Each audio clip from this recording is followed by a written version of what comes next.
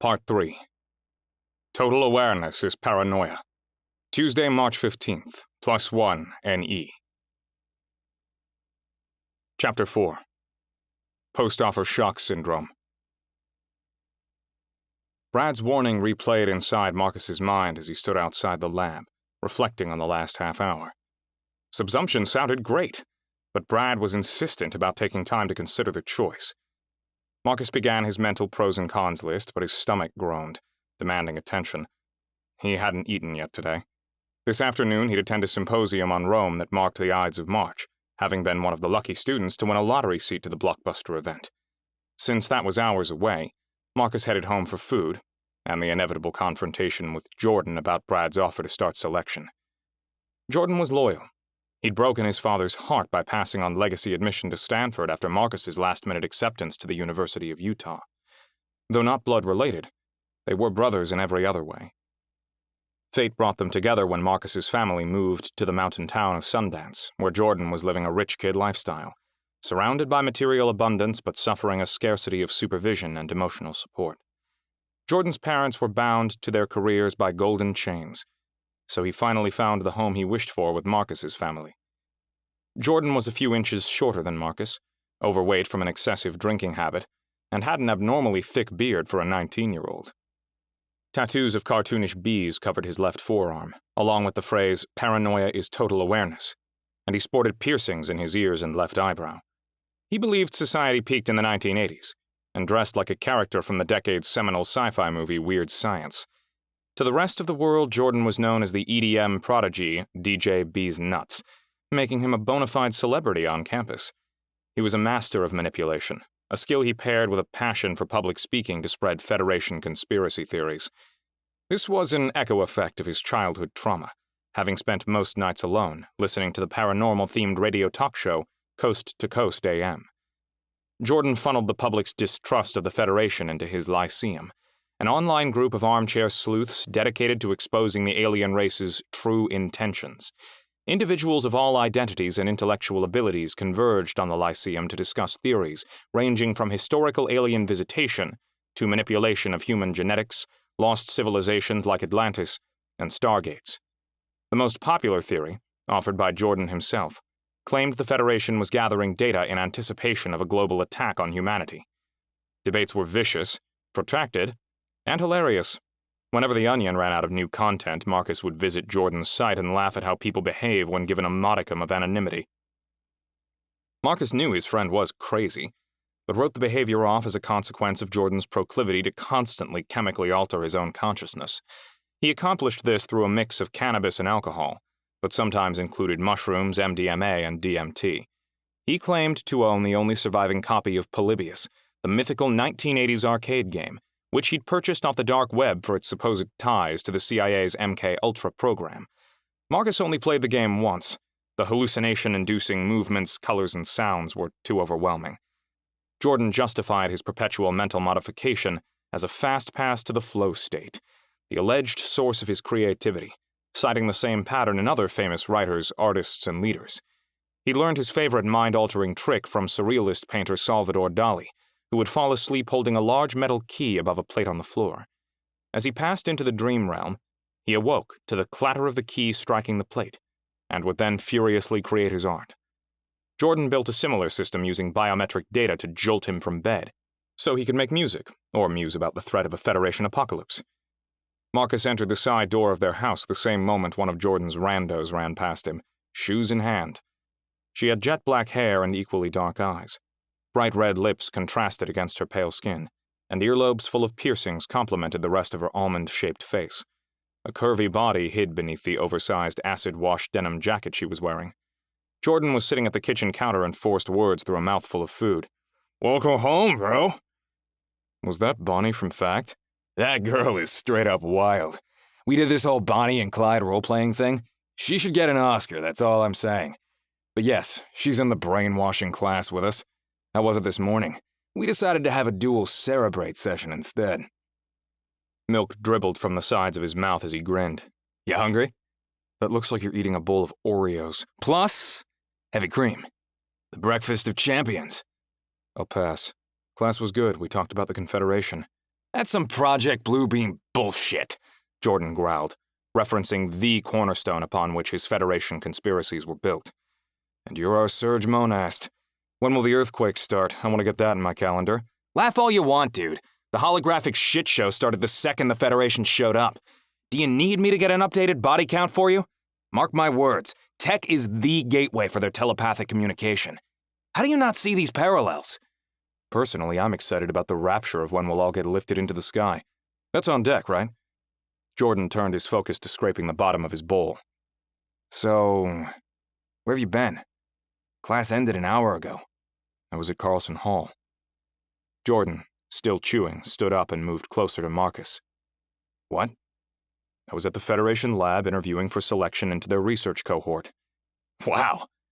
I'm surprised to see you alive. How'd you manage to escape the ninth circle of hell? Jordan massaged Marcus's stomach. Or did they just rape you and lay their alien eggs in your abdomen? It was disappointingly normal. Even the researcher Brad was anticlimactic. You'd walk past him in public and never know he's not a human. Everything looks so normal, so you don't question the abnormal shit they're doing in there. Seriously, I don't understand how someone as smart as you can't see this for what it is. They're like Rome 2,000 years ago, not rocking the boat by changing anything after taking over, so everyone believes things are okay. It's an elaborate form of population control. Maybe you don't remember all the stories your father told us, but I still do. Marcus refused to take the bait, so Jordan changed tactics. Did Brad say you're the Quiznos Cadillac? You've lost me. I don't get the reference. It's from Dune, dude. The Chosen One. The Kwisatz Haderach. If you're going to cavort with those invaders, you should brush up on what other humans have predicted they'd be like. I don't think they're giant sandworms. I mean, I can't say for sure, but Brad fit in the building. I'm talking about understanding their motives. The hidden things they want, but aren't telling us. Seemed above board to me. I'm pretty sure I'll go back tonight. I've been offered a spot in selection.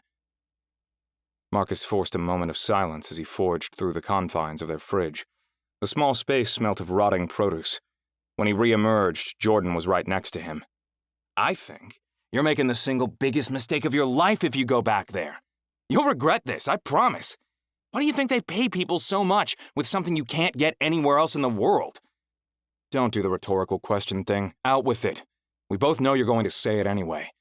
Those cohort whores, Jordan shouted, swinging his still-clenched spoon toward campus, have to be distracted from the obvious truth. Which is what today? I haven't been online yet.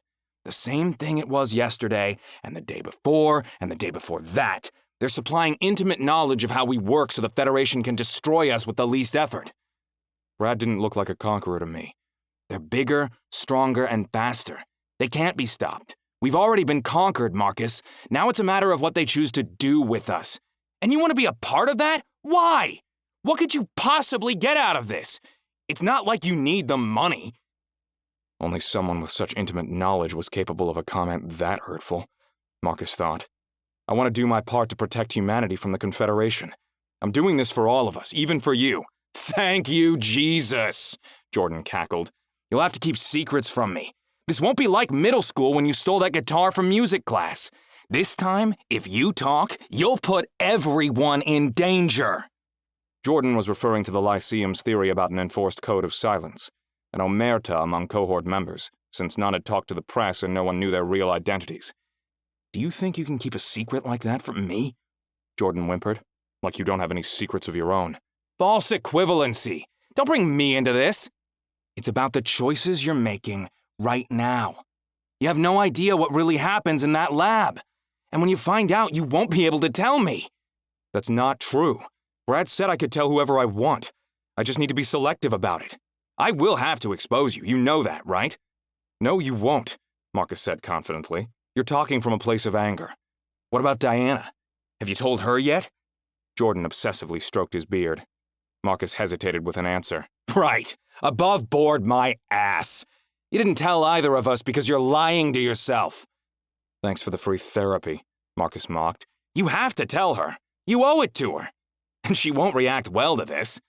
Let me worry about my girlfriend.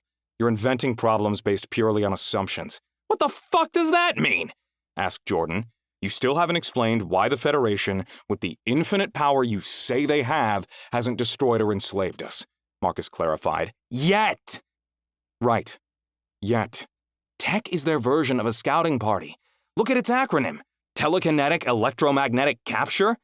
That's an urban myth. Billions of people use it every day, and nothing has happened to them. Yet! None of them has the slightest idea what's going on. Do you know something billions of other people don't? Marcus said, squinting at Jordan. People stopped paying attention long ago. They couldn't keep up with the pace of technology. Printed organs, water captured from thin air, asteroid mining, self-driving cars, robot baristas, and sex bots. It was overwhelming. Then along comes tech. Perfect timing. What are the odds? People were craving the next great product and had zero interest in understanding how it works. They're busy enjoying life. That's a bad thing? There's an infinite number of ways tech can exploit people. So yes, it's a terrible thing. Those nitwits are wrong. And so are you for getting involved without understanding what's going on. What am I missing? We sit in the same class. I read what you read. I know what you know. No. You only know the official script and the partial evidence to support it, because that's what you want to believe. It's confirmation bias, bro. Don't be blind to what you can't see. You say that all the time, but I still don't understand what it means. It means that until a few hundred years ago, we didn't know color blindness existed. A few hundred years. What makes you think we figured out all the possible ways the Federation could exploit us with tech? Jordan noticed his hyper cadence, pausing to regain his composure. Imagine what life was like for some 19-year-old kid like us when Copernicus overturned thousands of years of established facts by saying the Earth wasn't the center of the universe. That's how much things have changed because of the Federation, even if it all still looks normal on the surface. Truth doesn't change, Marcus. It's our understanding that does. No matter how much we know, it's incomplete. This is different. Oh, really? How? Jordan challenged. Copernicus had evidence. What's yours? For starters, my intuition. But since that isn't enough for you, here's more evidence. A few of the conspirators at Lyceum have been trying to figure out how tech works by scanning and hacking it. And who are these people? Do you trust them? The main hacker is the same guy who made your fake ID, and that's been working fine for you, right? Marcus had no reply. Every time they try to break into the tech, they get sick. Instantly, Jordan continued. I'm not talking about a virus on their computer. I'm talking about their actual physical bodies.